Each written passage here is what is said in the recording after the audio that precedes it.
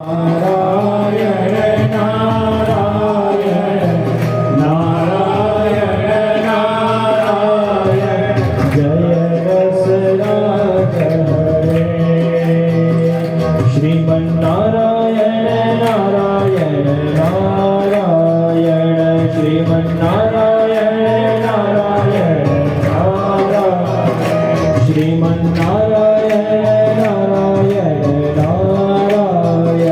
શ્રીમન નારાયણ નારાયણ નારાયણ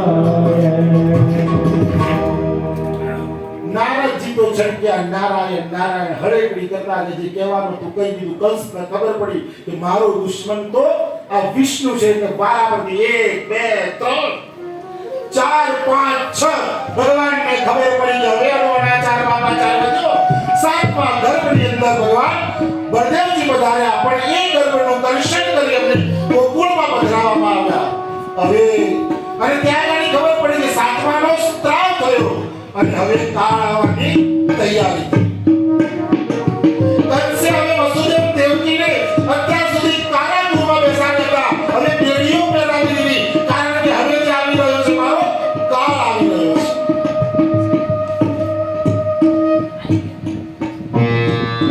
અને કંસ આ ભયથી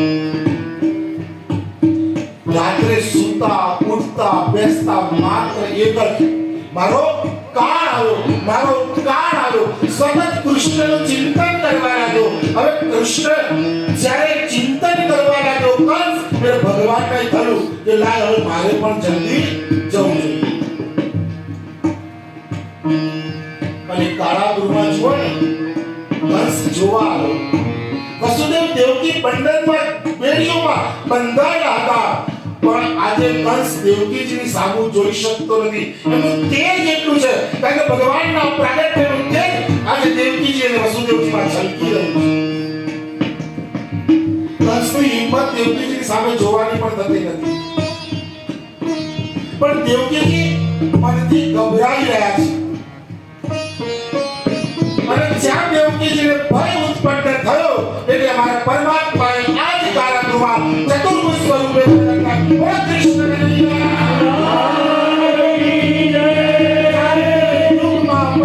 પરમાત્મા વસુદેવ અને દેવકીને દર્શન આપી રહ્યા છે ગભરાઈશ નહીં તારા કોઈ સામાન્ય નહીં પૂર્ણ આનંદ પરબ્રહ્મ આવી રહ્યો છે અને જ્યાં ખબર પડી એટલે દેવતાઓએ દેવકીજીની ગર્ભમાં પણ સ્તુતિ કરી અને ભગવાનની સ્તુતિ કરી એટલે ભગવાન હવે ચતુર્ભુજમાંથી બાલકૃષ્ણ બન્યા બોલે બાલકૃષ્ણ અને જ્યાં ભગવાને પોતાનું શિશુ સ્વરૂપ ધારણ કરી બાલકૃષ્ણ બન્યા વસુદેવ અને દેવકીને આનંદ થઈ ગયો ભગવાને કહી દીધું હતું કે મારી વ્યવસ્થા કેવી રીતે ને ક્યાં કરવાની છે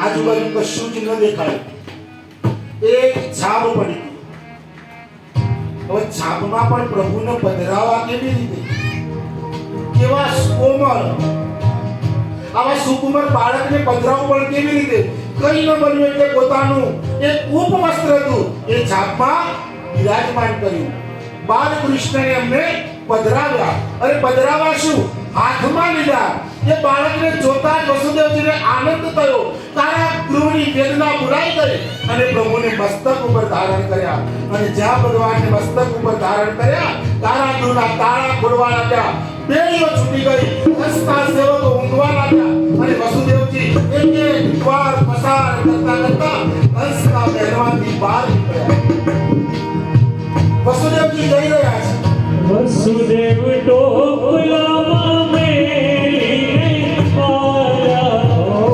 વસુદેવ ટોપલામાં મેલીને આવ્યા વસુદેવ ટોપલામાં મેલીને આવ્યા યમુનાજી માં કે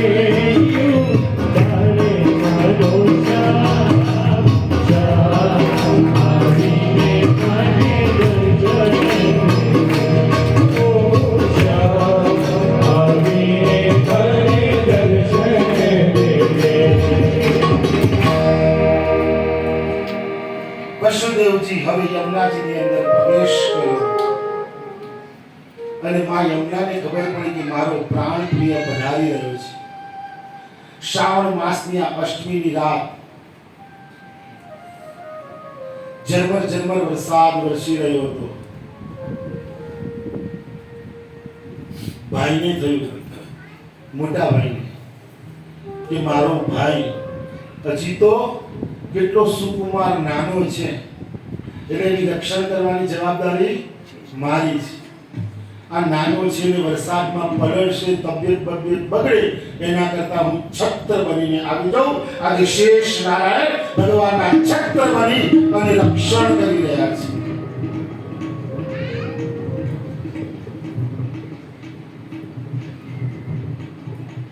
યમુનાજીમાં મારા વસુદેવજી આગળ વધી રહ્યા. યમુનાજીને થયું કે આહા, મારો પ્રભુ પધારી રહ્યો, શું મને એના દર્શન નહીં થાય? અને યમુનાજીનો આ ભાવ જોઈ ભગવાનને પણ થયું, પણ યમુનાજી પ્રભુના દર્શન કરી શકતા નથી, એટલે યમુનાજીનો પ્રવાહ ધીરે ધીરે વધવા લાગ્યો. અરે વધવા શું લાગ્યો? અરે તો યશોદેવજી પણ ડોલવા લાગ્યા.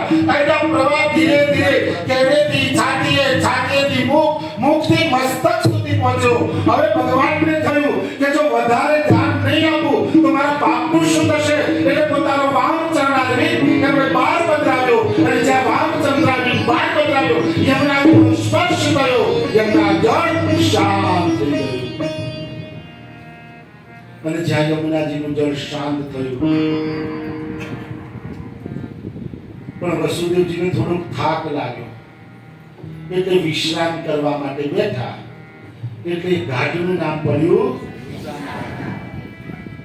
થાક તો લાગે કે નહીં લાગે? આવી વરસાદી યમુનાજીને આટલે સુધી પાણી છે, કેવી રીતે જવું? આ જળમાંથી પસાર થવું એટલે ત્યાર પછી ત્યાંથી ગોકુળ તરફ આગળ વધાર્યા. નંદ ભવનમાં પહોંચ્યા. નંદ ભવનમાં પ્રસૂતિની વેદનાના કારણે યશોદાજીને શું આવ્યું છે શું નથી એની ખબર નથી. ગાઢ નિંદ્રામાં પડેલા છે. અને અમારા વસુદેવજી પહોંચ્યા અને જે ભગવદ આજ્ઞા હતી એ આજ્ઞા પ્રમાણે લાલજીને ત્યાં પધરાવ્યા, કન્યાજીને પાછા લાવ્યા અને એ જ યમુનાજીમાંથી મથુરા તરફ પ્રયાણ. અને હવે મથુરાની અંદર વસુદેવજી જ્યાં બાળકીને લઈને પધાર્યા અને જેવા આવ્યા દેવકીજીને મળવા જઈ રહ્યા છે, જેમ જેમ આગળ જાય છે એક એક દરવાજા બંધ થતા જાય છે. કારાગૃહમાં પહોંચ્યા, બેડીઓ લાગી ગઈ અને જ્યાં બેડીઓ લાગી અને ત્યાં એ કન્યાએ ઉદરની શરૂઆત કરી. દેવકીજી ગભરાયા, ઓહો આ કન્યા રડે છે કેમ? પેલો પાપી કંસ એને છોડશે નહીં, કન્યાને